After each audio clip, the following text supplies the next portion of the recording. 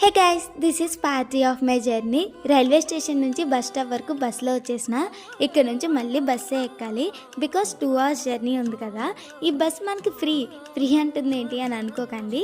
ఈ bus driver ఎవరో కాదు, మై క్రేజియస్ట్ నాటీ బ్రదర్ అనమాట. వీడికున్న డ్రైవింగ్ పిచ్చికి ఫస్ట్లో అంబులెన్స్కి వెళ్ళేవాడు. పాండమిక్ ఇయర్లో దాన్ని మాన్పించేసినాము.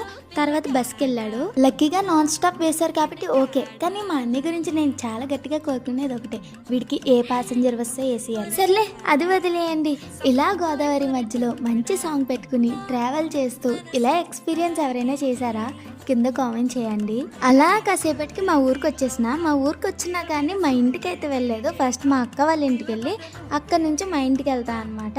సో మా అక్క ఎక్కడో ఉందంట, వెనక్కి వస్తున్నాను మళ్ళీ. అలా వెతుకుతుంటే ఫైనల్గా స్వీట్ షాప్ దగ్గర కనిపించింది. చెల్లి మీద ఎంత ప్రేమ మా అక్కకి అనుకునే లోపు గాలి తీసేసింది. అవి వాళ్ళ స్టూడెంట్స్ కోసం అంట. సర్లే స్వీట్లు ఎలాగో తేలేదు, లగేజ్ అన్నం అయ్యి అని చెప్పేసి లగేజ్ ఇచ్చేసాను. అదే మోసుకొచ్చింది. ఇలా ఇద్దరం కష్టసుఖాలు మాట్లాడుకుంటూ ఇంటికి వెళ్ళిపోయినాము. Wait for the next video. Bye.